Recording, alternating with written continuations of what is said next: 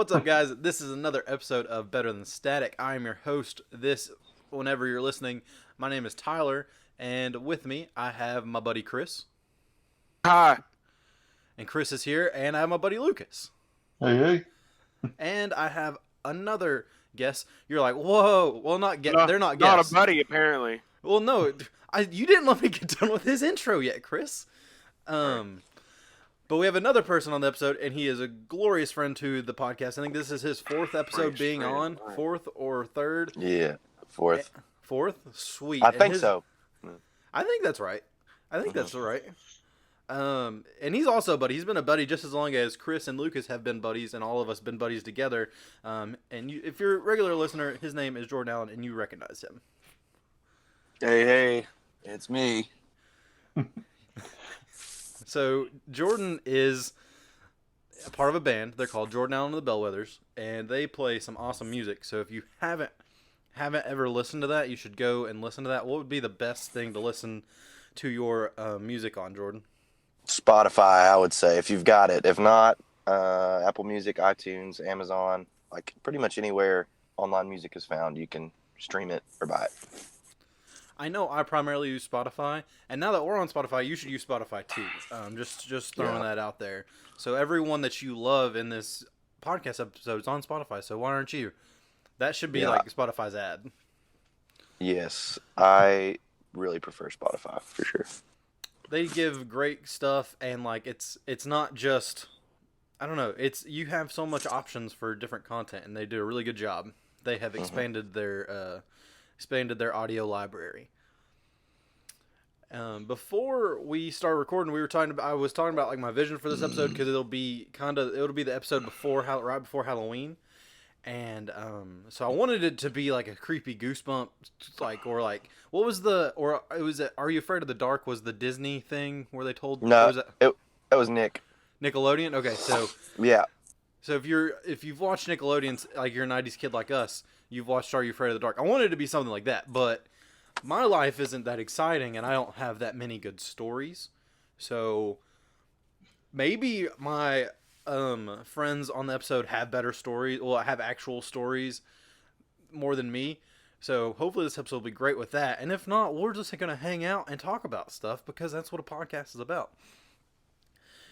So, of us, who has a story that they would like, that they're just itching to share? I just have what? Like scary story. I don't have anything scary. I'm a very unscary person. I don't know. You're pretty intimidating, Chris. Nothing scary happens to me. Well, one time I think Bo was gonna beat you up. So. Okay, here's the thing. The last two times I've been to Dairy Dart, he was in there. Well, see, that's scary. So every time you go to Dairy Dart, it's scary. No, he's scared of me. He's scared of my rock power. I can lead off with something that's kind of like weird, but it's not super scary. That way it's like kind of, you dipping your toes in the water maybe. Yeah. That sounds great. Okay, so Lucas and I grew up in a neighborhood called River Bend. Yeah. And there was it was an old farm, like a huge farm. There was one old farmhouse, and I think when they bought it out, they tore down the farmhouse, and they, divided up the land and kind of made it into a subdivision.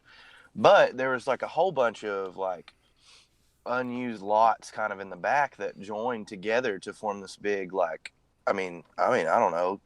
I would say there was at least maybe 3/4 of a mile of trails, if not a mile, back through there. I'm not good with distance, so it may definitely not be that. But anyway, so the kids in the neighborhood, like, we all knew about these trails, and we'd go hiking. So like me and Lucas used to go back there and like hike, especially during the snow, or I'd have friends over, and it's kind of what we would do. Just fight airsoft guns back there. Anyway, spent a lot of time back there. And I used to go alone, and I think I was with my brother at this time.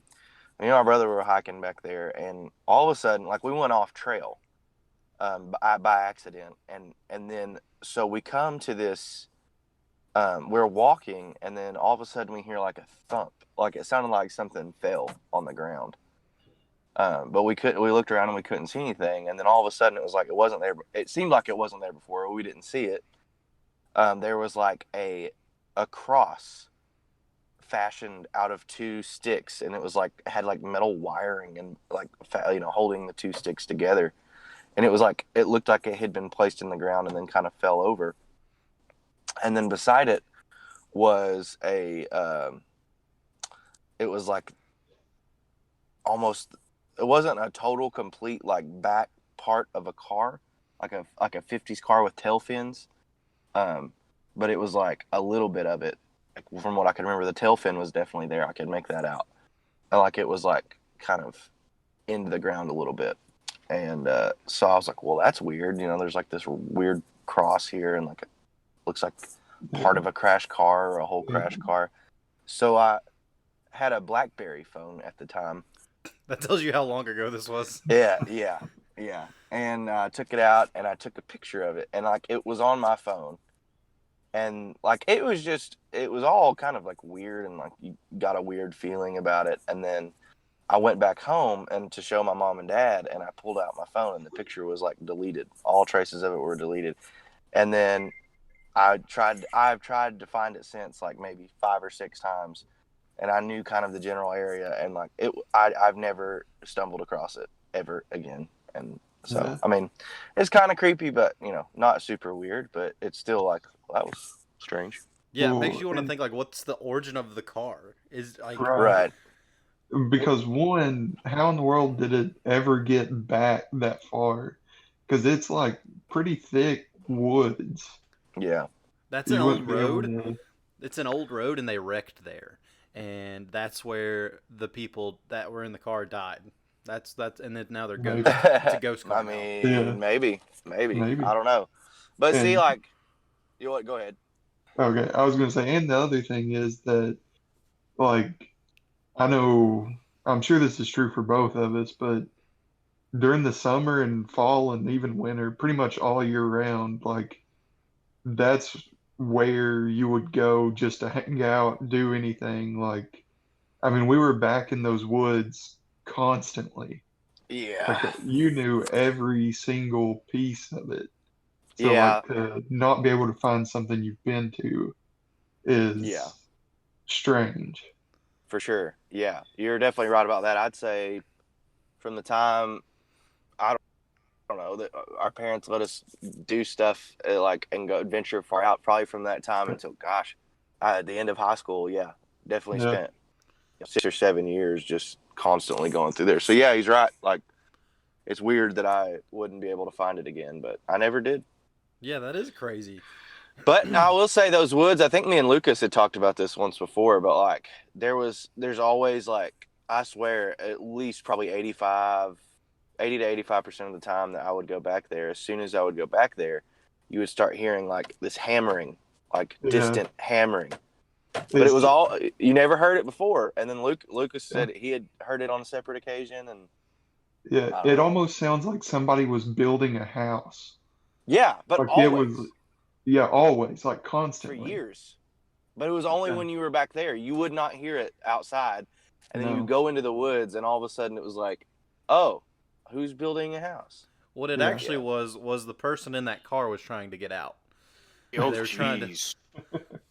Could be. Trying to hammer their way through the side of the car or something. No. They were trying to get you to get them out of the trunk. So another story for that car was somebody kidnapped somebody, put them in the trunk, and then the person that kidnapped the other person hid the car out there.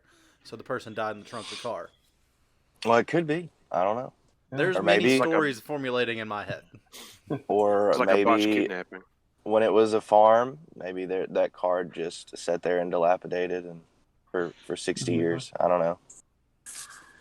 You never know. But that's kind of my slightly creepy story to kind of edge in. So yeah, no, that was a good edge in, especially because like the multiple those woods might just be haunted in general. You never know. It could not just be the car. It could just be the woods. We don't want to limit our haunting to just that. But when you said cross, Jordan, it made me think of a story that me and Lucas had from college. Lucas, do you remember what it is? I don't. No. Yeah, I do. Yeah, I remember. God, I So, hated that thing. so we lived in an apartment. This was probably junior year. So me and Lucas lived together in the same apartment sophomore and junior year with our friend Luke. And I mean, we had a lot of fun because we were all best friends and we were hanging out and stuff all the time. But there, like, it was around Halloween, I think, Lucas, if I'm right. Yeah, We yeah, heard it was definitely fall. we we heard someone slam the door, or like there's a loud noise or something across the way, and like then like we heard loud voices, and we come outside of our apartment door, and there's a crucifix, like Yeah, just on our little apartment landing, and it kind of creeped me out because that summer was the summer that my friends tricked me into watching Conjuring, I think, yeah. and it was awful It and I hated was it. it was exactly the crucifix that you see hanging on the wall in every house that takes like every horror movie, like the Hmm. cross with Jesus hanging on the off the front of it that's hanging above the bed. It was exactly that And cross. on that cross, it even had the Latin that was like "It is finished" above. It was very, very Yeah, detailed. And our friend Luke has the bright idea, let's bring it into our apartment. And I was like, I believe in Jesus, and Jesus is like almighty and everything. But there is something, like, I don't know about that crucifix. It just showed up. Like, I don't know. Yeah, that sounds like Luke, though. I feel like. yeah, yeah, for sure. Yeah, let's just bring it in here. It's Let's not just even look at like, it. yeah, yeah. I feel Uh, like he could be like skeptical of that stuff. From the time that I've spent with him, I feel like he never had any kind of fear about those things. Which No, he was always I wish skeptical. yeah, he was always he's a very like logical, like what's a logical explanation for this? Which I wish that I could have had, because I probably would have been a whole lot scared throughout my life. I mean, a whole lot less scared. yeah, But Man. yeah, that's super creepy, and that reminded me of a story Oh, of a here we door go. slamming. Go for it. So I was in probably the same time this happened to you all, probably around about the same time. And my dad travels for business a lot, and when my mom can, she'll go with him, like if she's not working or whatever. And so I was home alone, and I was like, well, I'm gonna sleep in my parents' bed because it was super comfortable, big king size bed. And I was like, I've got the house to myself. I'm just gonna sleep there. So we had a cat at the time, and inside cat, and I was watching TV uh, to go to sleep, and then all of a sudden I was like, well, it's time to go to bed. It's at this point it's like 12:30, 12:45. So I turn off the TV. Now, mind you, I always make sure the doors are locked, the garage doors closed, like all that good stuff. Especially like if I were home alone, like I would have definitely like meticulously went through that. But No, same, because uh, I'm also a nervous person when nobody else is home. So it's like yeah, you're making sure every like window's locked and everything's closed and stuff like yeah, that. especially yeah, and like there's yeah, it's just a weird feeling. Like even if it's not scary, it's like it's just you have an entire place to yourself. It's weird, but yeah. So I went through all that, whatever. So I turned the TV off, and now my parents' bedroom is on the main floor, and so there's a floor below, which is where my bedroom was, and then a floor above, which is where some guest bedrooms are, and like there's a guest bedroom directly above my parents' bedroom. And so I turn the TV off, and I turn over on my side to go to sleep, and I'm laying there maybe 2 minutes, and all of a sudden, it sounds like someone took a door upstairs, and as hard as I could, and I'm not saying like I'm incredibly strong, but like it's not just like you know You heard like a you're little, great. you heard a little yeah. thud, like oh thud. It was like Yeah, bam. yeah. It's like if I took a door and threw it against the door facing as hard as I could to slam it. It sounds like that, and it slammed so hard that the pictures on my parents' wall, they rattled. Oh my gosh. And so I'm laying there, and I'm like, well, I can either go upstairs and see what that was. And mind you, this isn't like the only time that I've heard weird stuff on the top floor of my parents' house. Yeah. So I'm already kind of like, yeah, I ain't sleeping up there. Well, And I'm gonna die tonight is what would be going through my mind. well, you have that option, or you can have the option that allows you to go to sleep, which was, oh, that was probably the cat, and I knew it.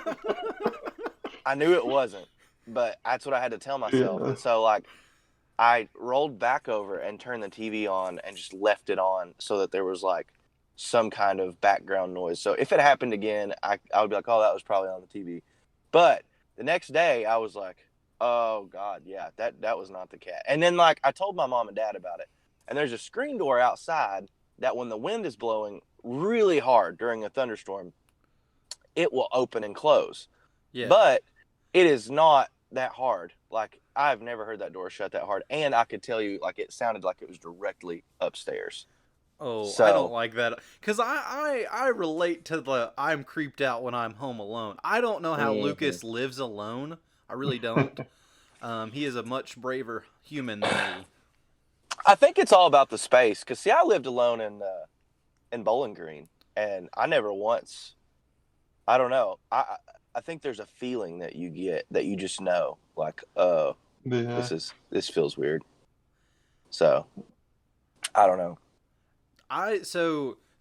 So I lived my senior year. Lucas had already graduated, and Luke and Lucas lived together further off campus. And you know, I lived. Lucas would call it a crack house, but it was an older house that I lived in with 3 other guys, and it was a nice house. Like it wasn't great and like super decorated everything, but it was a good sturdy house where nothing broke and stuff. But Lucas would call it a crack house. I wouldn't go as far to say a crack house. I would say it was falling in on itself. It was not. It was sturdy, and it was great rent, great cheap rent. Landlord was a great guy, but it was on a weird street. And by weird street, most of the houses had other college kids in them, but towards like the end of the towards the start of the street. So I was pretty close. I was in the middle of the street, and the end of the street was the dead end, and then like at the start of the street, it went into South Broadway, the street in the road in Lexington.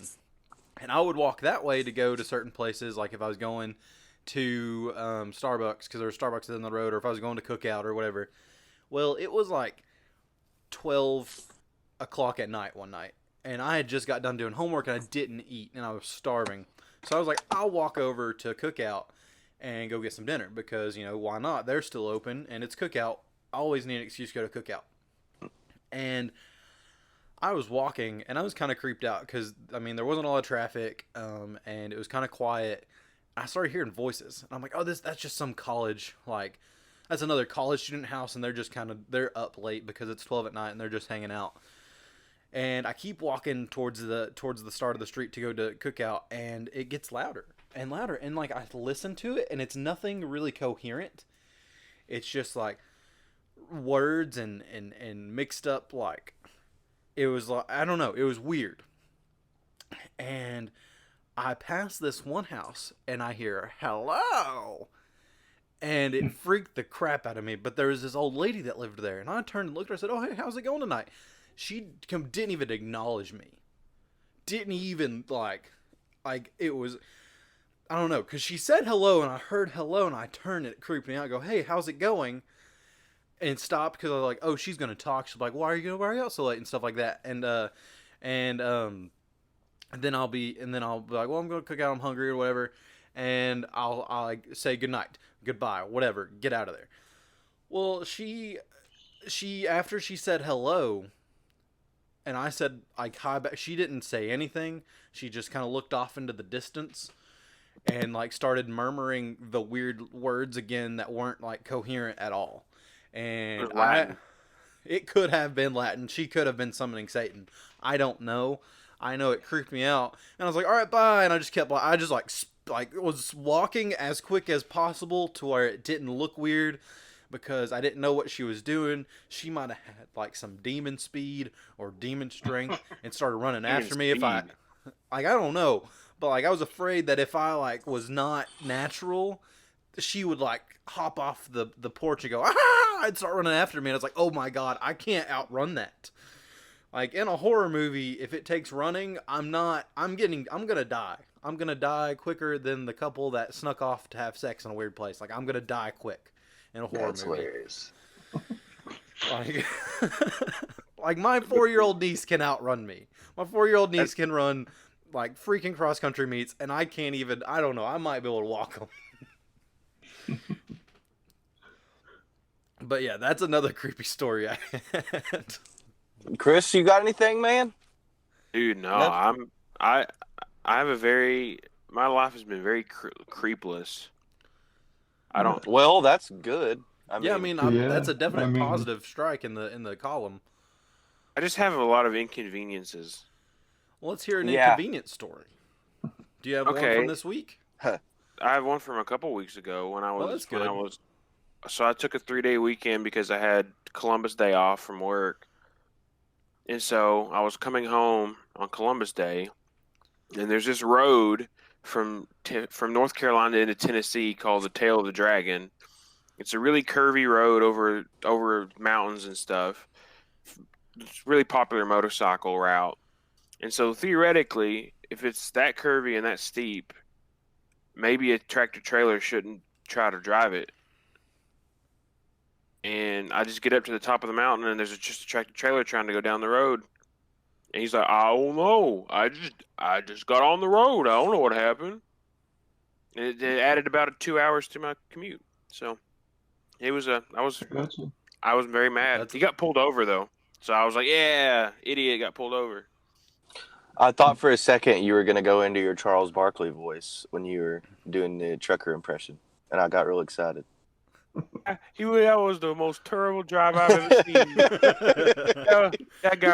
That guy was crazy. I don't know what he was thinking trying to drive that road. That was crazy. You can't be driving the Tail of the Dragon in a big old 18-wheeler.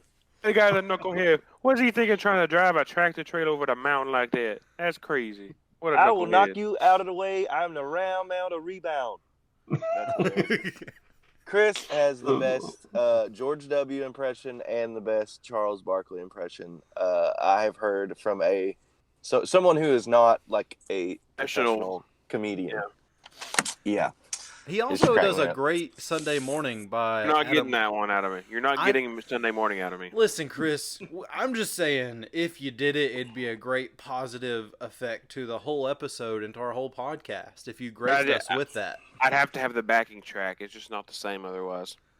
I mean, I'll go get it, and we can do 30 seconds and cut it off. Well, I mean, here's what I'll do. If you get karaoke at your wedding reception, I will do it. Are you gonna finish? What are you saying? You got cut off or something? Oh, I'm saying if you can get it set up at your wedding reception, I will sing it karaoke style. Oh, it's happening. Okay. Oh, it's happening. I'll do it.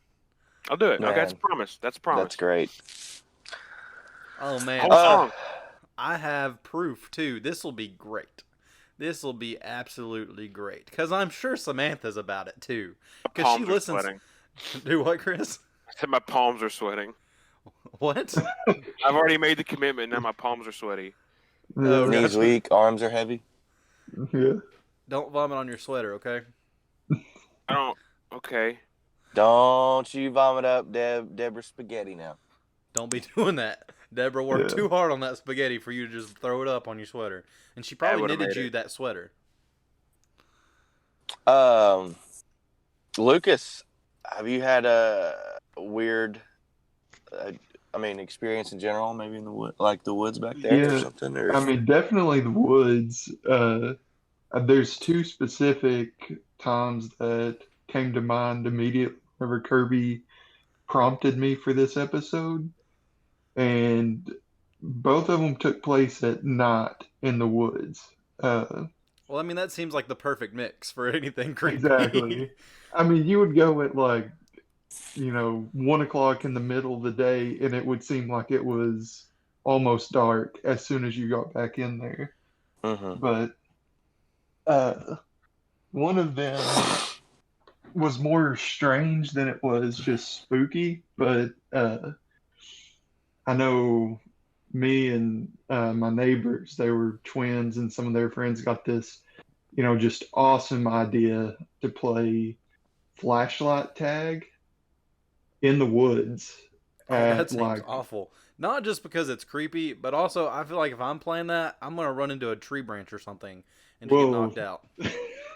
here we go.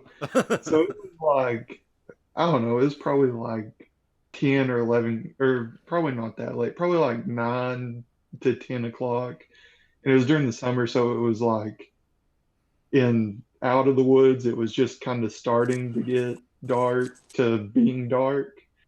So we go back there and, we get pretty deep in the woods and we start, like, we just all spread out. At this point, I'm terrified because, like I said, you just get this feeling whenever you're back in there. And uh, we're sitting there, and I don't remember. I think we split up to like two and however many people. So two people looking and say five people hiding.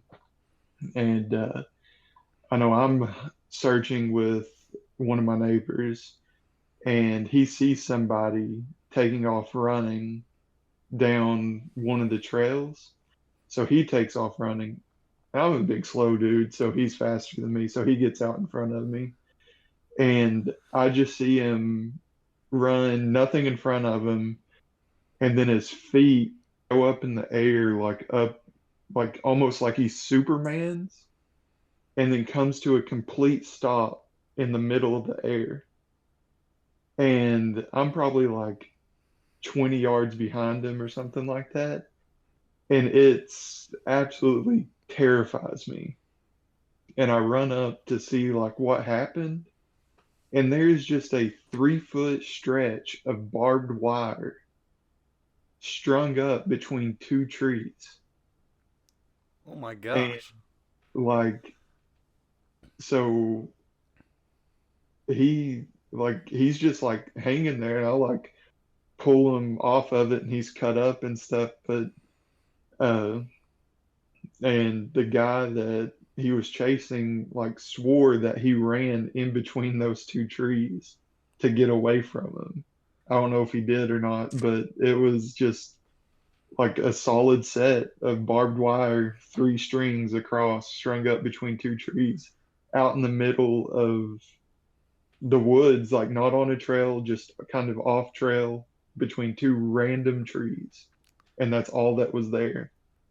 Uh, which was that was terrifying because I thought he had like I don't know what happened to him, got stepped into like a trap or something and was getting strung up. I don't know. You thought somebody But like Enderman, or not Enderman, but like Slenderman had just picked him up and like, yeah, yeah, because I saw nothing because it was dark, obviously, and he just like started floating in the middle of two trees and it terrified me.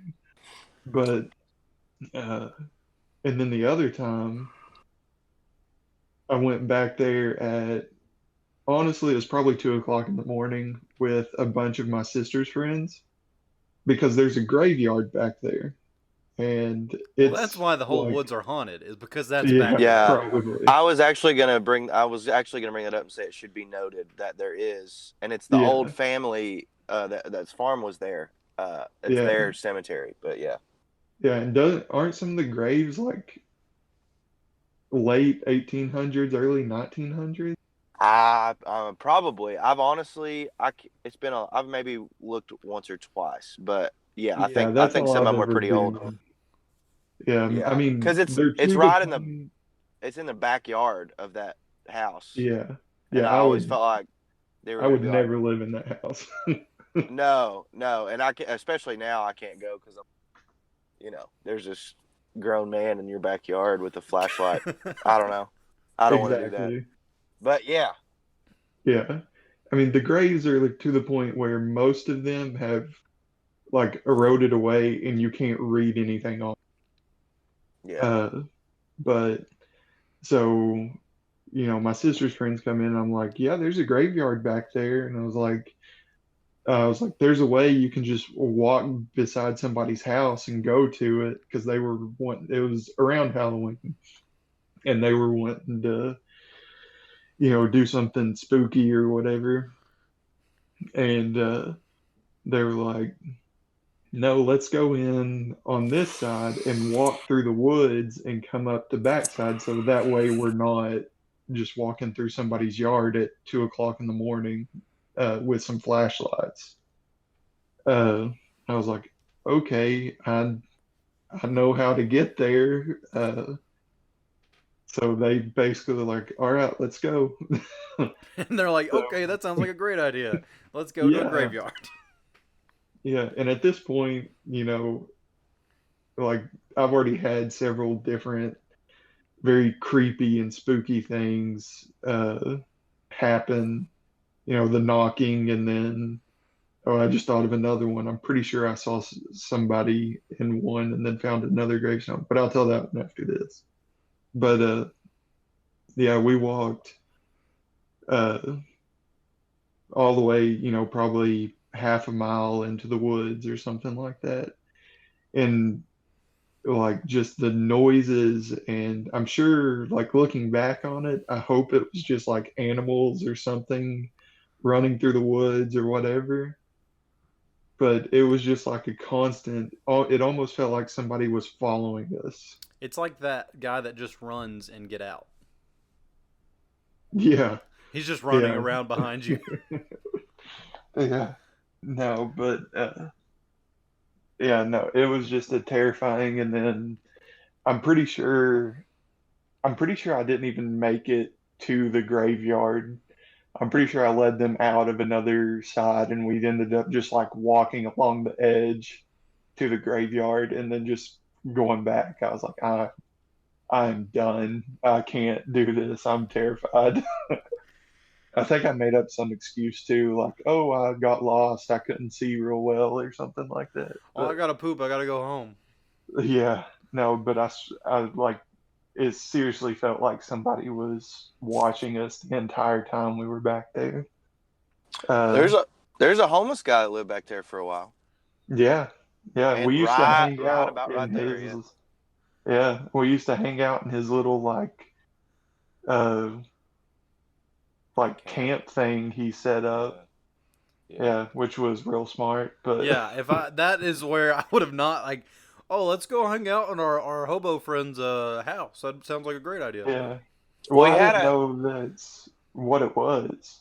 Like whenever we first found it, I was like, "Oh, somebody, that grew up here built this for whoever to come hang out in," is what I thought it was. And Oh, it wasn't gotcha. until like a year or two later, I think Jordan told me, and I was like, yeah. "Oh, probably shouldn't hang out there." Yeah, I can't remember who told me about it, but he had a truck and he would park it like at the entrance of this trail. And, but, I don't think he lived there for a long time. Honestly, it was probably just this dude that was down on his luck that knew about that or something. And just like Yeah, hung out there went for a little back bit. there. Yeah, I've just parked there until he could get on his feet or something. But yeah, I mean, it was creepy because especially like the where he made his camp was like off the trail, but it was like it was close enough to the trail that if somebody walked by, like you could observe them without them really seeing you first. Exactly. Yeah, it's kind of Well, that's weird. just self defense, because then you know who's like. If I'm that person, I'm camping there. I'm like, I gotta know who's coming and going to my house, because it's basically my house right now. Well, I mean, it's true. Yeah. Yeah. What was the gravestone thing? Oh yeah. Okay. So, uh, this one, if you go back, I'm going to try to tell you kind of like where it was because I know you might be able to understand. If you go back and there comes to a fork, like almost to the point where you take a right and it comes out to where the graveyard is, or you can go Mm-hmm. left and it goes like down a hill back towards Yeah. the river. Yep. So, again, this was probably 7 or 8 o'clock, more towards the evening kind of thing. And it was starting to get dark. And like me and my neighbors again, we were like, we haven't really been down this way a whole lot. Let's go down this way. So we go left and we start walking down this hill. And then there's like a little, you can see pretty far down the trail, but it gets kind of dark. And then it the trees kind of end and you can see the river or something back there. And we just see like a shadow almost drop from one of the trees, stand like you can kind of see it raise back up and then take off running, almost like just moving really quickly away from us. And of course, being the like, you know, absolutely terrified inside, but trying to be, brave, is like, oh, that was just an animal kind of thing. Let's go down and Oh, see what it was. it was just Uh, Sasquatch, just your neighborhood yeah, Sasquatch. You know what I mean? yeah, exactly. Squatch. Squatch, your Uh, neighborhood Squatch. yeah, but and it was loud too. I remember it just being really loud.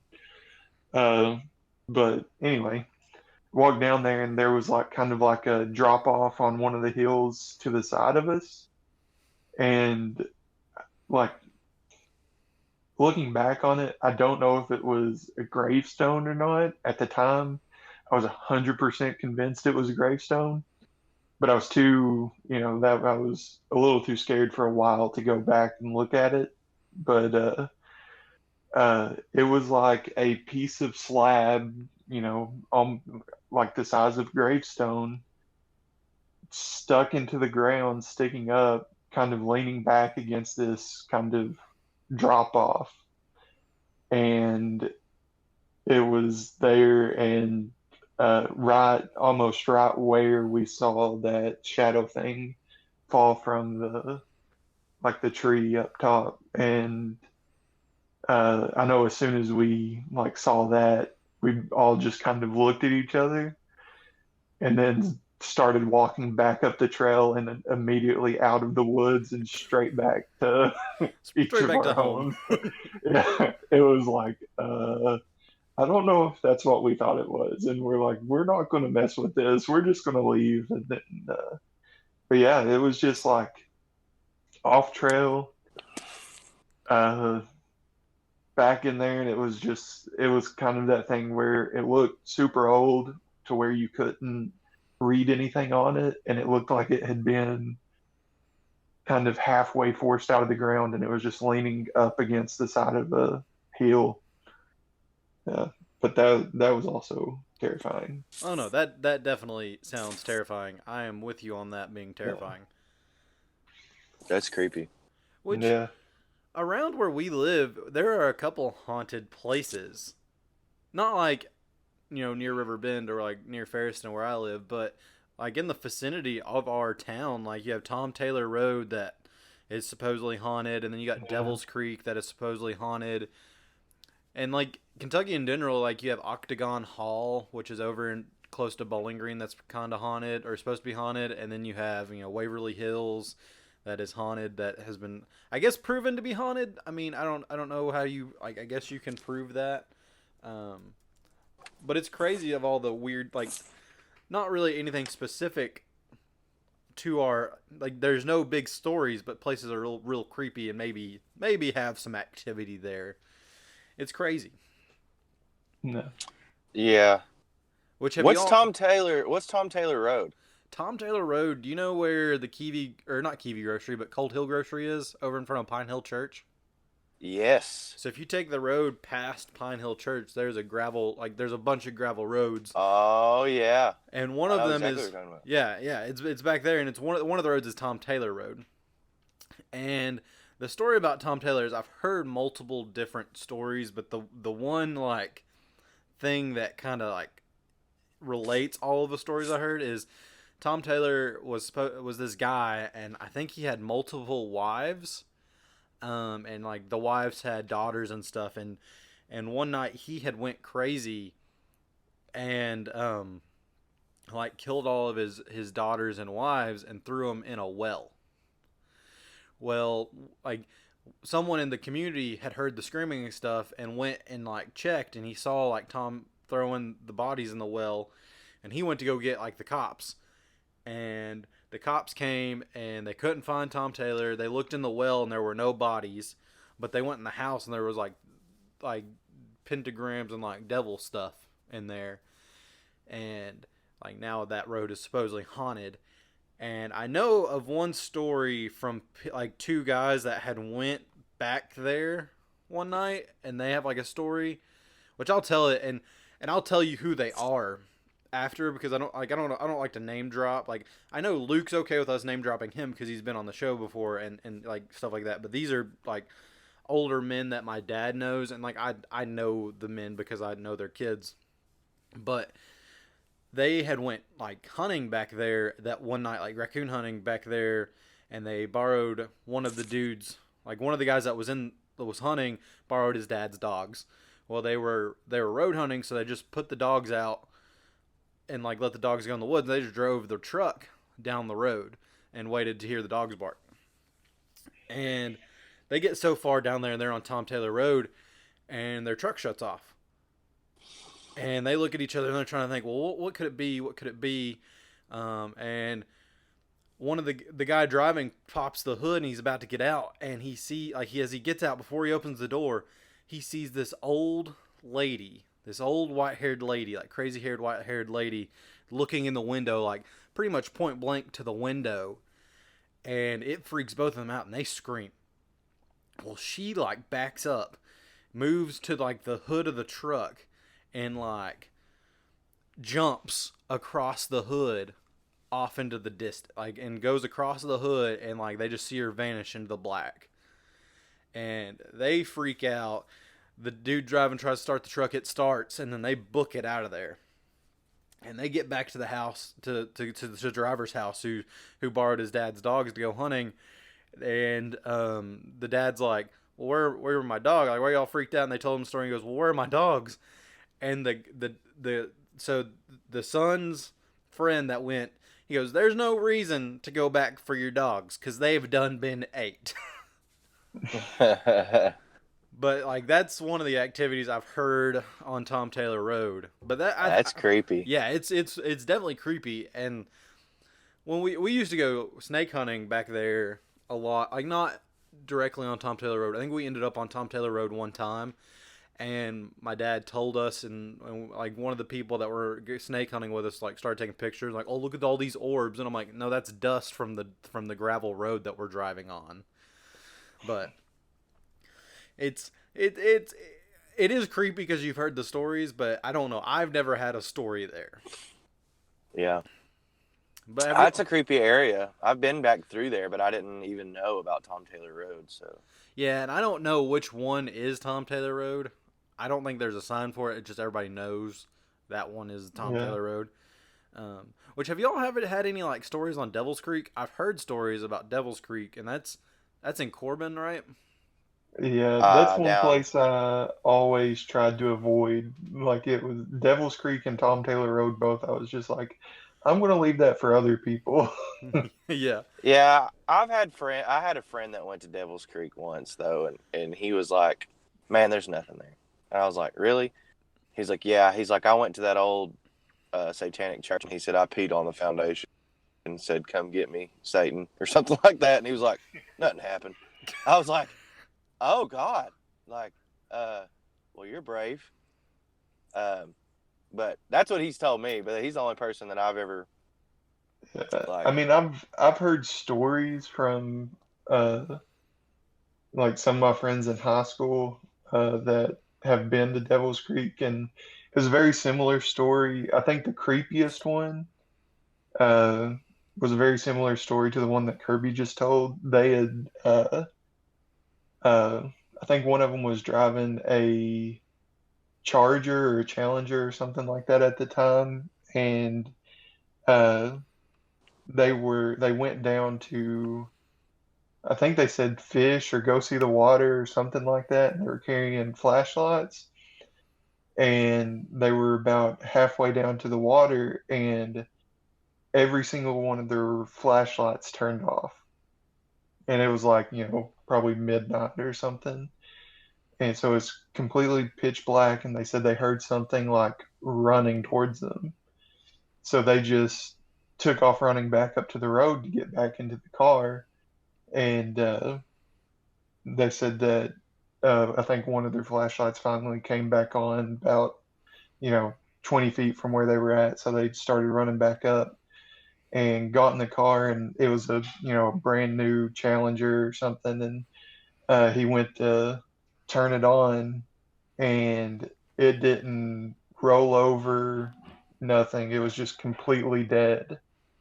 And said he went for the headlights and flipped on the headlights, and he said that there was just like a shadow of a man silhouette standing in front of the car, and said they all just kind of freaked out, and he raised both hands and slammed it down on the hood of the car, and uh, said he went back for the keys, and it immediately started back up, and they just took off to get out of there as fast as they could. And that is scary. Yeah, that's the ones that's I heard that story, and I was like, yeah, I'm not going. I'm just gonna leave that.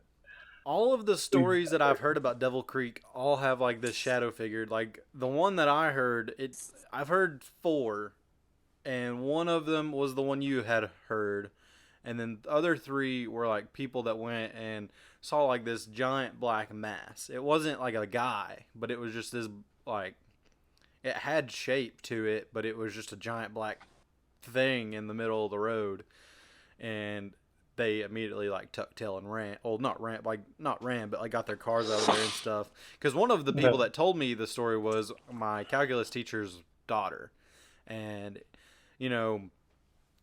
like she had multiple people there. She's like, I will call them and they will tell you, and you will know that I am not lying. I was like, no, you don't have to do that. I believe you because I'm terrified and I'm never going there. But that is what it is. Jeez. Yeah, no. That's not. I don't think it's too far from London. I know it's in Corbin somewhere, so it can't be too far. Yeah. I will say I remembered a story. A friend of mine said that a friend of his went down there once to like scope it out, and he didn't see anything. But when he came back to his car, all 4 tires were slit. Oh, that would suck. Yeah. So he had to call somebody and wait on somebody to get there while he was at Devil's Creek at night. Oh, I would have been terrified. Yeah. I mean, if there's anything, I would say, people that worship that kind of stuff, they don't really want people down there poking around in their business. So, yeah, exactly. They may have stirred up a lot of things just to scare people away too, but I would be more afraid of someone than a quote unquote ghost. Yeah, because they could actually like legit kill you with the knife that they use to slit your tires. They could also kill you. Yeah, but that kind of brings me to like, I guess I'm equally afraid of all quote unquote ghost encounters, because so I have this thing with ghosts is I don't really believe in them. I've had experiences, but if I read scripture, it's hard for me to believe in ghosts, because it says to be absent with the body is to be present with the Lord. Yeah, exactly. So that only leaves, demons. These encounters to be demons, or sometimes they could be angelic. Bible also says that I'm paraphrasing, but that sometimes you're entertaining angels unaware. So they might get kicks out of scaring the piss out of us, and that's fine as long as they keep me protected. Yeah, I think that like I was talking earlier, there's like a feeling that you can get, like, and you either have a good feeling or a bad feeling, like. Yeah, exactly. I've had some experiences that I've had, like, they've been creepy, but at the same time, I did not have a bad feeling, like a gut feeling, like I didn't sense any dark presence or anything. But then there's other times that I did, and ugh. No, I've definitely sensed some dark, like. I've seen some dark stuff because like I went to like when I went to Bangladesh, like that we went to like this kind of it was like a village, but it was like it was part of a city, but like it was these people that didn't live in the city. They were like right outside the city, and they were quote unquote pagan, and you just got like the darkest feeling when we were there. Like they were hospitable and stuff, but you're still constantly like, man, something does not feel right. Yeah. But yeah. Well, a lot of that. I've been looking up a lot of that pagan stuff and or reading about it, and I don't know. I think all of that stuff was started by fallen angels claiming to be this or that or whatever. Exactly. I definitely believe that it's definitely not of the Lord. It is of the Lord. But it's like something definitely on the opposite end of the spectrum. But yeah. So when people tell me their ghost stories, I'm like, in the back of my mind, I'm like, you're probably just encountering. Now the Devil's Creek stuff, that definitely sounds demonic for sure. But there's been some stuff like people are like, well, I saw my, this person or that person or whatever, and I mean, I don't know. Like I had an experience, and I mean, it could be coincidence, but like my grandmother died in 2016, and it was finals week. She died on Monday morning of finals week. So I went back to Bowling Green, and my grandmother was alive. She'd come stay with us, and oh my gosh, I loved when she was there, but she would sleep in the living room on the couch, and she would leave the TV like on all night. That's what she did every night. She slept with the TV on, and it was so loud. Yeah. It would be blaring, and you'd hear like Walker Texas Ranger at like 3 a.m. Which isn't a bad way to wake up if you're gonna have to wake up at 3 a.m. That's true. You feel very safe, but yeah, that was like, it would always bother me, but I obviously never said anything. I was just always like, I'm just glad she's here, whatever. So she died on a Monday morning, and I went back, and when I got back to my apartment, now I lived alone at this time, I was watching TV, and I turned my TV off to go get dressed, like ready or whatever. And I come back in my living room, and the TV's on. And I'm like, well, that's weird. I thought I turned that off. So I turned it back off. And then I go in the kitchen to like do something, and then like get a drink or something. And I come back in, and the TV's on again. I'm not about that. Not about that. Yeah, and I was like, okay, I know I turned this off, so I turned it off. But it was one of those times I didn't have a bad feeling about it. Like it made me think of my grandma, and I was like, part of me was kind of like, okay, like, do you know that? Like, are you aware that I was annoyed by the fact that you kept the TV on all the time now, and you're just being like, "Huh?" Like, I don't know. Yeah, like, but gotcha. Yeah, I just didn't have a bad feeling about it, and I don't know if that was like something angelic, just to say like, "Hey, like, your grandma's okay. She's in heaven with the Lord." Like, I don't know, but which I mean, I didn't have any doubts. I know where she went, but yeah, I mean that didn't feel bad. There was no dark energy attached to that I could feel. So I don't know. There's definitely a feeling attached to every encounter you have, regardless if it's positive or negative.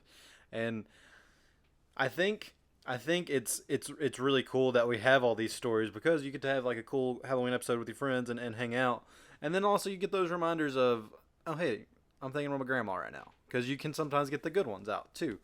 And yeah. I want to thank you so much for joining us on this episode, Jordan. Yeah, I always love having you on the show. Like me and Lucas were talking on the last episode. Like Jordan is one of the best storytellers ever. I enjoy your stories, like the funny ones, the creepy ones, all of them. They're great.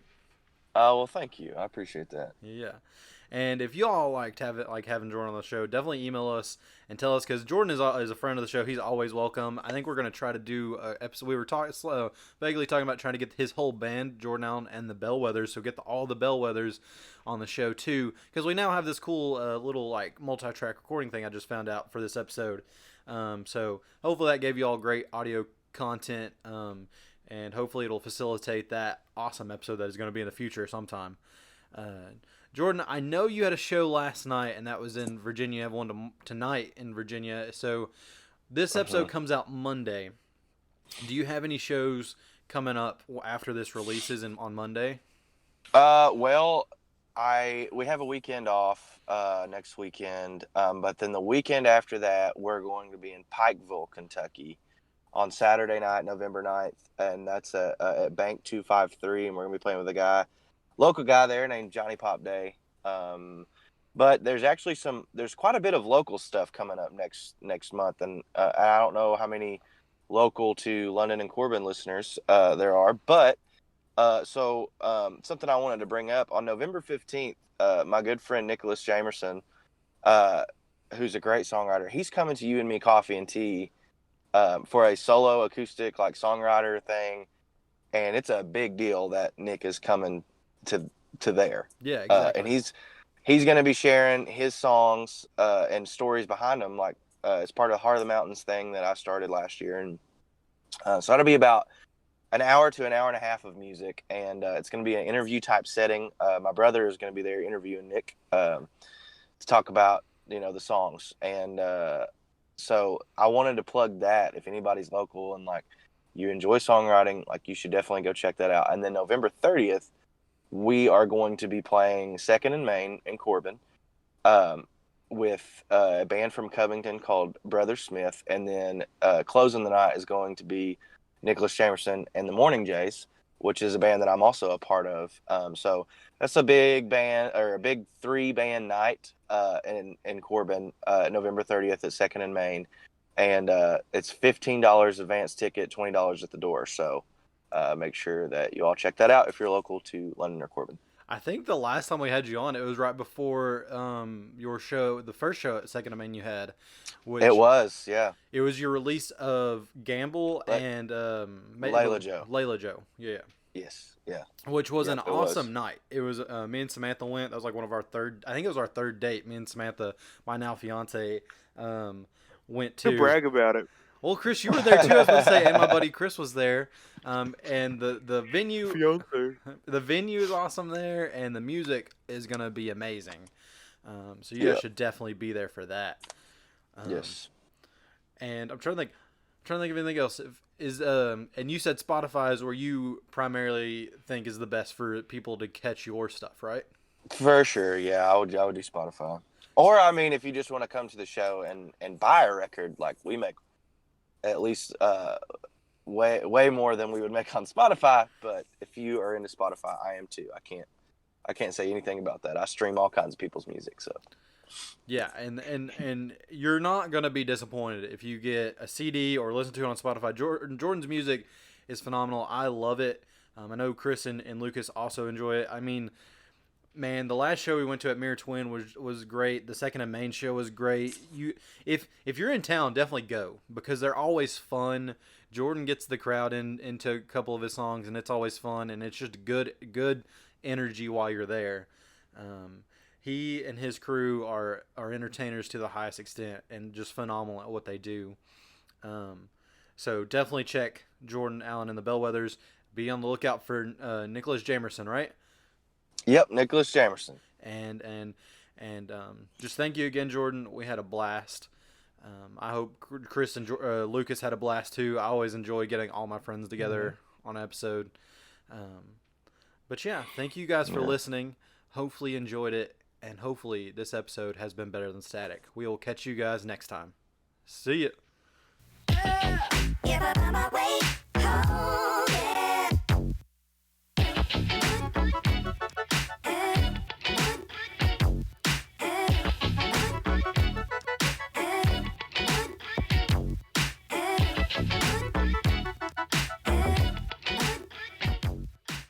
That feeling of playing an ultra hard video game and dying over and over and over. Yeah, so do we. Listen to the Controller Throwers podcast on iTunes and Google Play. And check out the live show every Tuesday night at 8 p.m. Central Standard Time at twitch.tv/TCThrowers. The Controller Throwers, pressing start since 1985.